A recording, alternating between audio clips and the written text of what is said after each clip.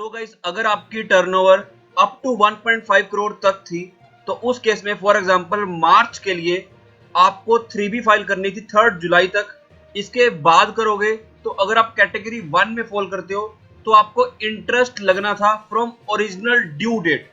Original due date मतलब March के case में, कैटेगरी 1 के केस में 22 अप्रैल, तो मतलब 23 अप्रैल से। अगर कैटेगरी 2 में थे 24 अप्रैल ड्यू डेट थी तो 25 अप्रैल से। अगर आपकी टर्नओवर 1.5 करोड़ से ज्यादा है और 5 करोड़ तक थी तो आपको 29 जून तक फाइल करनी थी।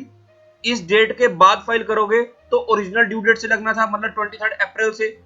और अगर आपकी टर्नओवर 5 करोड़ से ज्यादा है, गाइस अगर पता भी है तो वीडियो को देख कर जाना, बिकॉज गवर्नमेंट ने इस कंसेप्ट को चेंज कर दिया है। और वीडियो को लाइक जरूर कर देना।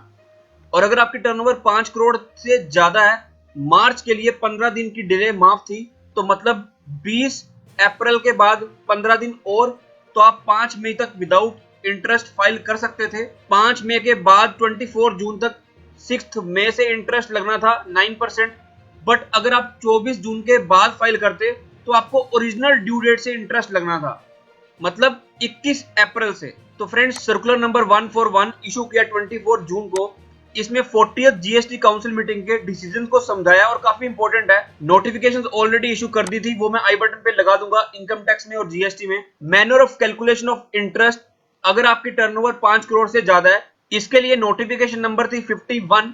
मैं एग्जांपल्स के साथ आपको बताऊंगा, एक मंथ का बताता हूं, बाकी सभी मंथ आप खुद निकाल सकते हो। मार्च का देखते हैं, इसकी ड्यू डेट क्या थी, 20 अप्रैल। अब मार्च की कब तक फाइल करनी है हमने, nil for first 15 days and 9% thereafter till 24 June. Feb March April के लिए यही केस है।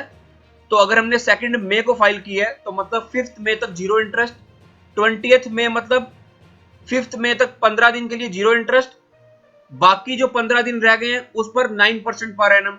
अगर आपने 20 जून को फाइल की है, मतलब अभी भी हमने 24 जून की कैटेगरी में ही फाइल की है, तो उस केस में पहले 15 दिन के लिए जीरो इंटरेस्ट, बाकी कितने दिन आए, 46 डेज आए, आप काउंट कर लेना।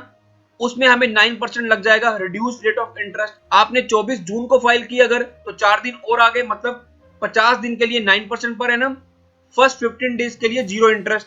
अब सपोज आपने फाइल किया 30 जून 2020 को, मैंने आपको अभी स्टार्टिंग में दिखाया, अगर आप 24 जून के बाद फाइल करोगे तो आपको इंटरेस्ट लगेगा ओरिजिनल ड्यू डेट से। और ये गवर्नमेंट ने ही बताया था, बट वही कैलकुलेशन अभी गवर्नमेंट ने चेंज की है। तो अगर आप 30 जून को फाइल करोगे तो पहले 15 दिन के लिए जीरो इंटरेस्ट, अगले 50 दिन के लिए 9% पर एनम, और बाकी 6 दिनों के लिए, अब ये कैसे निकल रहा है, 21 अप्रैल से लेकर 5 मई तक 15 दिन, मतलब अप्रैल के 10 और आगे 5 दिन मई के। उसके बाद 24 जून तक 50 दिन 9% पर एनम इंटरेस्ट लगेगा, बाकी 6 दिनों के लिए 18% पर एनम, मतलब स्लैब रेट निकालना है। अब जल्दी से आपको मैं उनके लिए दिखा देता हूं जिनकी टर्नओवर होगी 5 करोड़ तक। उनके लिए सपोज करो मैं मार्च 20 की बात करता हूं और कैटेगरी 1 की बात करता हूं, जिनके लिए ड्यू डेट थी 22 अप्रैल 2020, तो उनके लिए applicable rate of interest nil till 3 जुलाई मार्च के लिए, एंड 9% देयर आफ्टर टिल 30 सितंबर। अब सपोज करो हमने फाइल किया 22 सितंबर 2020 को, तो इस केस में 3 जुलाई तक तो नील इंटरेस्ट लगेगा, अप्रैल के 8 दिन, मई के 31 दिन, जून के 30 दिन, जुलाई के 3 दिन, 72 दिन आ जाएंगे। 72 दिन के लिए जीरो इंटरेस्ट, स्लैब रेट देखना है, बट देयर आफ्टर 9% लगेगा। तो 3 जुलाई से लेकर, मतलब 4 जुलाई से लेकर 22 सितंबर तक 81 डेज, 9% इंटरेस्ट। अगर आपने 22/10 को फाइल किया है, मतलब सितंबर के बाद फाइल किया है, तो इस केस में स्लैब रेट बनाओ, फर्स्ट 72 डेज के लिए zero interest, there after 9% per annum for 89 days. ये कैसे निकल रहा है, 4 जुलाई से लेकर 30 सितंबर तक 89 डेज, बट 30 सितंबर के बाद 22 दिनों के लिए 18% per annum. In the same way आप बाकी मंथ के लिए निकाल सकते हो और कैटेगरी 2 के लिए भी।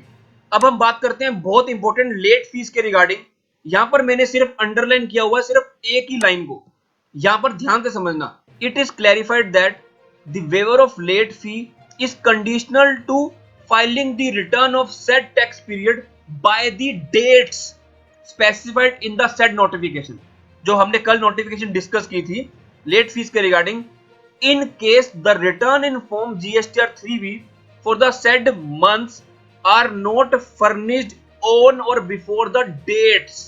यहां पर वर्ड लिखा है dates कि अगर आपने अपनी 3B को फाइल नहीं किया इन डेट्स से पहले, ड्यू डेट नहीं लिखा, on or before the date specified in the said notification, then late fee shall be payable from the due date of return, जो ओरिजिनल ड्यू डेट है, till the date on which the return is filed।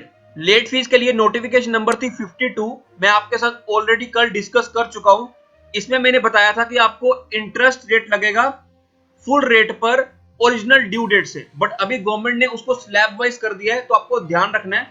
और अगर video अच्छी लगी तो please like करना और channel को सब्सक्राइब करना है। अगर कुछ गलती हो गई तो कमेंट बॉक्स में बताना, so that I can rectify. Till then thank you very much, have a nice